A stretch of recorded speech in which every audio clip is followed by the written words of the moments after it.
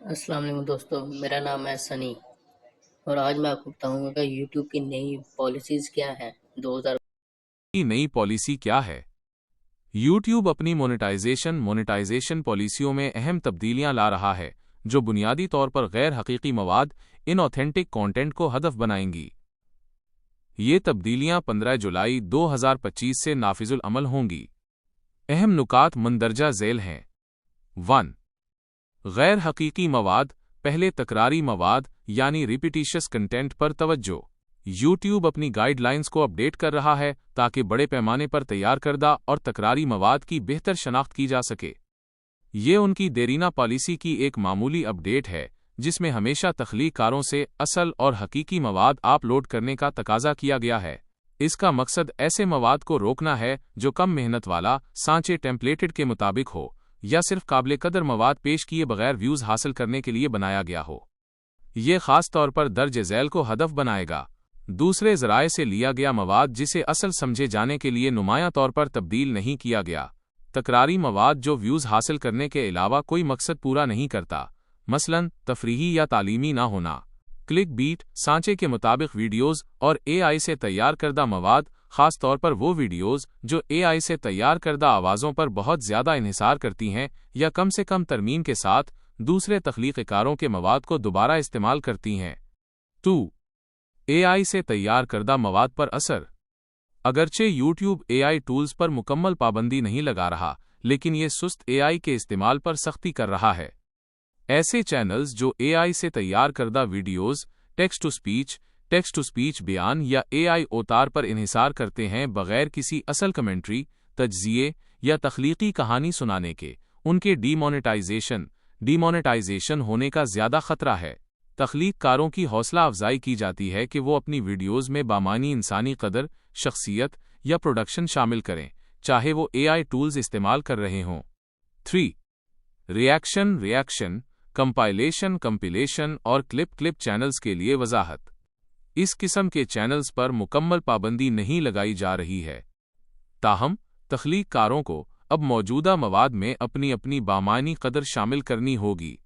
صرف کلپس کو دوبارہ استعمال کرنا یا کم سے کم تبدیلیوں کے لیے اے آئی پر انحصار کرنا ممکنہ طور پر ڈی مونیٹائزیشن کا باعث بنے گا۔ 4۔ مونیٹائزیشن کی اہلیت وہی رہے گی، لیکن جائزہ سخت ہوگا۔ یوٹیوب پارٹنر پروگرام YPP میں شامل ہونے کے لیے چینلز کو اب بھی گزشتہ ایک سال میں کم از کم 1000 سبسکرائبرز اور یا تو 4000 درست عوامی واچ آورز یا گزشتہ 90 دنوں میں 10 ملین درست عوامی شارٹس ویوز کی ضرورت ہے۔ تاہم مونیٹائزیشن کے لیے جائزے کا عمل زیادہ سخت ہو جائے گا، جس میں مواد کی اصلیت کے معیار کو پورا کرنے پر گہرا زور دیا جائے گا۔ ایسے چینلز جنہیں تکراری، بڑے پیمانے پر تیار کردہ یا غیر حقیقی سمجھا جائے گا، انہیں YPP سے مسترد کیا جا سکتا ہے، یا اگر پہلے سے اندراج شدہ ہیں تو انہیں ہٹایا جا سکتا ہے۔ 5۔ اکیلے لائیو سٹریمز کے لیے عمر کی حد۔ 22 جولائی 2025 سے شروع ہو کر تخلیق کاروں کو اکیلے سٹریم کرنے کے لیے کم از کم 16 سال کی عمر کا ہونا ضروری ہے۔ کم عمر نوجوان صرف اس صورت میں ظاہر ہو سکتے ہیں جب کوئی بالغ میزبان براڈ کاسٹ چلا رہا ہو۔ یہ یوٹیوب کی حفاظت اور نابالغوں کے تحفظ کے وسیع تر اقدام کا حصہ ہے۔ خلاصہ یہ کہ یوٹیوب ان تخلیق کاروں کو انعام دینے کے اپنے عزم کو مضبوط کر رہا ہے جو اصل، حقیقی اور قابل قدر مواد تیار کرتے ہیں اور اپنے پلیٹ فارم پر کم محنت والے، بڑے پیمانے پر تیار کردہ اور غیر حقیقی مواد کے پھیلاؤ کو روکنے کے لیے اقدامات کر رہا ہے۔ تو اتنا مشکل نہیں ہے، بیسیکلی کم محنت والا اور غیر معیاری مواد کو روکنا ہے، خاص طور پہ کاپی رائٹ کو بچانا ہے، تاکہ جو لوگ محنت کر کے اپنی ویڈیو بنا رہے ہیں ان کی حوصلہ افزائی کی جائے۔ اور مزید یہ کہ جو اے آئی کے ٹول ہیں اسے آپ نے سمجھداری اور عقل مندی سے یوز کرنا ہے۔